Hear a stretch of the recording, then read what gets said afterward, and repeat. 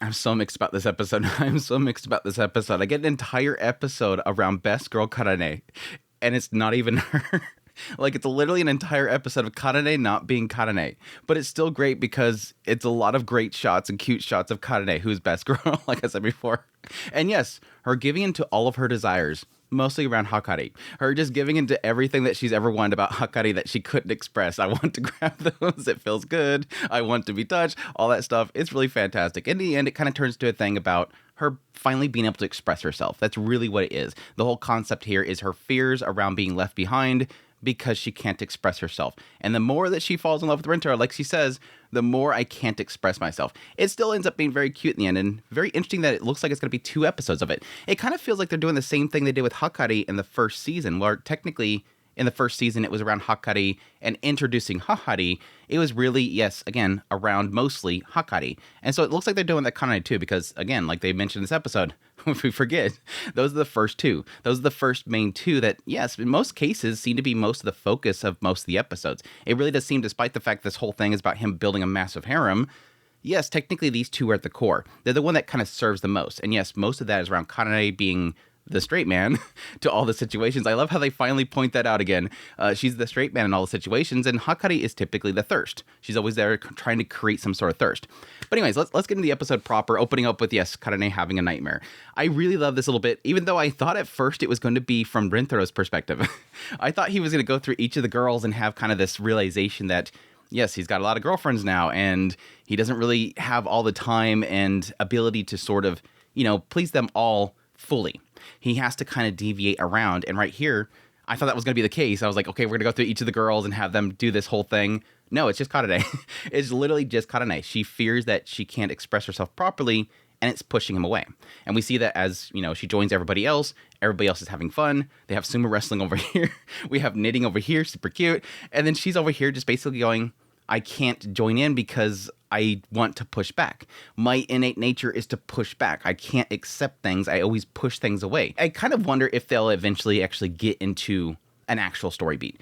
This show is really good at kind of, again, playing with the tropes, but also making them, purposeful. There's a reason behind it. Like Kurumi, I push people away. It's the food daddy thing where she's mad when she's hungry, but it's a true thing. It's a real thing. It's a real thing that when people are starving all the time, they're always hungry, or they have a high metabolism that makes them hungry all the time, that uncomfortableness makes them grouchy, and they lash out and they push people away. There's a real concept in there. There's a actual thing that can happen to somebody mixed within a trope. And I'm kind of curious if they do with Kadane. Is she afraid of things? Is she afraid of accepting things? That kind of stuff. I'd be curious. But for now, it's funny. For now, it's just funny. But again, it is kind of grounded here in the idea that she feels left out. She's being left out. Everybody's having fun, but I can't seem to have fun because I'm always pushing away. Nobody's going to ask me to join them knitting because I'm going to lash out. Nobody's going to ask me if I want to play sumo because I'll lash out. Kusuri bumps into her, immediately afraid of her. Her nature is to lash out, so I'm going to be afraid of her. And that's what Karane is feeling. She's feeling left out because the assumption is that she's going to lash out. It feels bad. It feels really bad. Again, even though it's kind of funny in the middle being the idea of the tsundere, there is a real aspect of isolation happening with Karane because she's a tsundere. And that's what she's kind of feeling right here. She wants to join in with everybody. She wants to knit. And that's what we say because yes, Kusuri just happens to have a desundere potion. I like it's like she wants to sumo. I need to use this one potion. Crap, I accidentally bought the desundere potion. Just happens to have like a she has a catalog somewhere that has a desundere potion in it, and she accidentally bought it because we need that right now. But anyways, yes, Kadane drinks it, and immediately Kusuri bumps into her. She's afraid, and then suddenly Kadane says, "No, I'm fine." Immediately realizes, yeah, she drank it. She had to have drunk it. Yeah, again. It kind of bums me out because it's totally not my Kadane. Like the entire episode from this point on just feels off. Like it just absolutely feels off. But I'm fine with it because she's acting super cute. She's acting super cute. Yes, everybody asking, are you okay? Yes, I'm fine. Renthro-kun. Everybody freaking out. Holy crap, she said Renthro-kun. She never says that. What the heck? And then Hahari Hakari and Hakari are just absolutely like mother like daughter situation here. Hakari is immediately like, oh, I guess we'll have to test it by kissing her. Don't take advantage of her right now because she's being an ordinary girl. That's kind of a mean thing to say. And then Hakari's like, oh yeah, go ahead and try these out. Does it feel good? Again, Karane's like, yes, it feels so squishy. Exactly what she wants. Again, because Karane doesn't have those filters anymore, the tsundere filters, she goes after everything that she wants. So she's asking to knit. She's asking to touch Hakane's chest. She's just going into everything. Yeah, finding out that apparently her strength comes from her tsundere nature. I kind of seen that coming. But a Iku W right here. I like Iku. I no problems against her. Again, I kind of thought that I would not like her character because she is the masochistic character. She's going to constantly want to get hurt. It kind of gets annoying for me for a lot of shows. But right here, first massive W for her. Despite the fact that Rie Takahashi's doing an amazing job. First W for her. She's the first one to speak up and say, but that's not Kadane. That's not Kadane. I want the old Kadane back. She's the first one to speak up and say, I want her back. Give her back to me. I want my tsundere girl back. Probably because she wants to get hit really hard. Let's be honest. But yeah, cute little bit with everybody saying that they want her back. And then eventually kind of realizing that we gotta fix this situation. But no, Kadane at this point wanting to remain that way. This is what I want. And again, this is sad reality, and I love how Renthro puts it all into perspective. I love how nice this guy is. The fact that he pulls her off to the side, she wants to stay that way, pulls her off to the side. Even then, Kadane, as they're walking, constantly saying, you know, your hand's warm, I like holding your hand. She's able to say everything that she wants. Again, finally, right back here, I was constantly, struggling with and had this anxiety that I'm not able to fit in because I can't say what I want to actually say. She's finally able to say what she wants to say, and she doesn't have that block. She even said, the more I fall in love with him, the more I'm unable to say things. The more I fall in love, the more that block is created, and I don't like it. Now, finally, it's gone. I do kind of feel for Kadane right here, again, because it does seem like a lot of this is built around anxiety that is pushing her to keep from saying what she wants to say. And again, I'm curious if they'll get into an aspect of fears of being rejected. Some sort of thing that is triggering her to be afraid of say what she wants to say.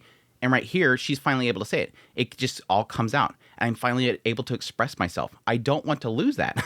I don't want to go back to how I was before. I was cold and isolated. Now I'm being accepted. Now everybody's looking at me. Now I'm able to tell you that I love you. It's a sad reality. But again, I love what Renthro says. I love what he says. He's literally realizing that Karane is liking this. I like how I've changed. He's like, that's fine. If you want to, deep in your heart, if this is what you want to be, I'll accept you. I'll support you. But only if that's what you want. Only if that's what you truly want. Because if you're doing this because you hated your old self, I won't accept that. I won't accept that you hate yourself. I won't accept that you hate what you actually are. I love that. Because it kind of opens the door for both sides. As long as it's what you want, I'll support you.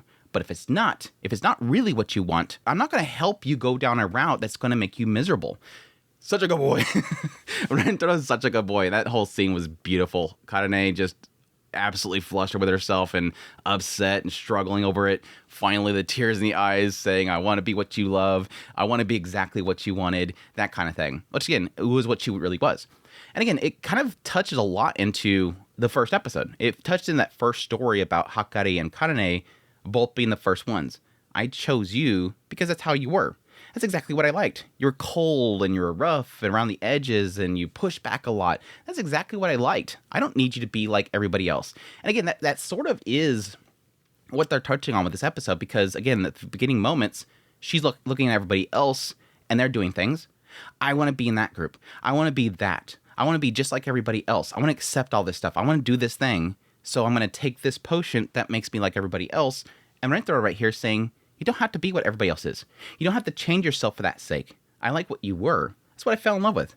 That's what I want. It's super cute. Again, Renthro, just always taking the W's. Again, he remains to be one of my favorite harem protagonists out there. I just absolutely love his character. I forgot to mention that they mentioned the fact that it was Kurumi. Kurumi was like, yeah, I really like the fact that you were the straight man. I can't fit in those shoes. I need you to stay the straight man to react to everything. But yeah, that's when they decide to try to fix her by making her do different tsundere things. And obviously she absolutely fails at it. Say a bunch of nice things about her. And she's like, it's not like I like it or anything. It's like, she just totally failed it. It was kind of painful to watch. But yeah, fearing that the parents would probably find that she's going to be acting a little strange and be upset, they decide to have her stay at Hahari's place, which Hahari has all the ulterior motives. Like when they first arrived there, immediately she's like, let's take a bath. Renthro was like, no, you have to do it over my dead body. I could never do that to you. I could never fight you, smooch. I'm like, yeah, they did something that night. They did something that night. But no, really cute having them all three sit down, Hakkari, Kadane, and Renthro, again, getting back into the OG group, the OG threesome right there, the fact that they were the first ones together, really getting some old stories. Again, later on in the bath, Hakkari mentioned the fact that, yeah, you don't need to thank me because you were the one that came and saved me. Which, again, yeah, is a big thing there. Hakkari, and I think that's a lot to what drives Hakkari to like Karane, even though she doesn't want to say it. Even though they French each other all the time, they're always on top of each other all the time. Hakkari really does like Karane because, again, if it weren't for her to coming to save her, she wouldn't have been able to be with the group. She, again, was being taken away by Hahari, and Karane and her choices and Renthro along with her, they were the one that kind of said all this stuff that changed Hahari's mind. So she really loves her. So anyways, let's get into the meat and bones of this whole scene, which is obviously, again, playing into more desires. The idea that Hakkari, through her own desires, decides to put the two of them through things in order to get in with it. I like the initial kind of conversation. It goes right into like a hug. Karane's just kind of accepting it and just snuggling up against him. Super cute. How he just wiggles in there, just gonna wiggle in there and pops up in there. It reminds me of like, especially like a dog. Like if you're with somebody, you're hugging somebody, and the dog just wants to get involved. Like they just have to wiggle their way in the situation. They want to be a part of the whole thing. Got to remind me of that. Like Hakkari, this little puppy dog's like, me too, wiggle in there. And then yes, Hakkari wanting to piggyback off of that with a grope. Yeah, just go ahead and just fondle it. You do that, and then I can get one. And so he gets the mechanical arms out. Again, a Renthro thing. It's not... I like that it's not really necessarily Renthro is like the ditherer. That's like, whoa, I can't touch that. It's really an aspect that he doesn't want to do something that is out of line. He knows that the situation is not normal. He doesn't want to take advantage of it. Plus, there's also an aspect here, and they got into a little bit with the one of the skip chapters, is the idea that Renthro doesn't want to make the others feel like they're being left behind. There is an element here that a lot of the girls and Renthro doesn't want the other ones to get left behind. So in a situation like this, he doesn't want to put Karane ahead of everybody else. But yeah, it's mostly about the fact that not wanting to take advantage of this. It's sort of like playing out this entire episode like Karane is like she's a drunk girl. Like she's not her normal self, so we don't want to take advantage of it. And so yeah, he thinks of the Iron Man. I just happen to have these funneling hands inside this box. Let me take this out. I'm glad I brought it with me. We don't have the engineer character yet. You could probably say Kusuri, but she's she makes medicine and all that kind of stuff and drugs.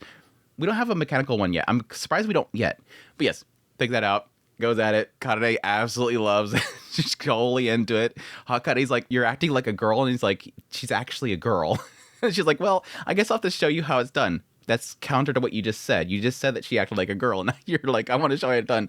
It's all for Karane's sake. All right, that's right. Gotta do it. Hakkari's great. Running up the episode with, again, cute little scene with Hakkari, kind of mentioned the fact that basically what Renthro and Karane did kind of saved her. She doesn't have to thank her. It's a super cute little scene with the two of them that she has to ruin because she's Hahari's daughter. She has to take the opportunity to go in for it. And then, yes, rip Hahari. Hahari exposed herself a little bit too much there, lost too much blood, regrets nothing, writes the blood on the ground, regrets nothing. My life has no regrets. They run up there trying to save her, but no, apparently they've ran out of blood for her because she's used too much of it this week. Yeah, and again, leave it on a cliffhanger. Oof. But again, I'm all for it. Getting 2 full episodes. I honestly thought this whole bit would be a single like half episode and they would do something else for the second half, but it looks like they're going to do full 2 episodes of just Kadane, which is, again, I'm all for. I kind of assume what's going to happen because I think there was some mentions about the fact that one skip chapter they were planning on doing later. So my assumption is they're going to have probably Kadane get fixed in the first half of this next episode and then do the second half of the episode be the speech. Everybody's kind of waiting for this speech from Renthro. And if that's, again, if that whole mention is still going to happen, they'll probably do it then. But we'll see. Either way, I'll be happy with it. Because, again, we've already had a speech before with the first season. It's not like it's going to be a new joke. It's just going to be him doing it again, but just with more girls. But anyway, I'm excited for it. I'm on board for it. So we have, again, next episode, finale. That's it. Been a crazy season. Been absolutely loving it. And I'm going to be... I'm not looking forward to it ending. I honestly am not, but I'll be here for it, and I hope you guys join me for it. If you guys like this video, make sure to hit that like button down below, comment. Let me know the episode. Are you a Karane fan? Did it feel off to you because Karane wasn't Karane? Let me know. Additionally, if you're new here, subscribe before you leave. Like this content, you want to support time more. I have links in the script below. Greatly appreciate it. Until next time, y'all take care.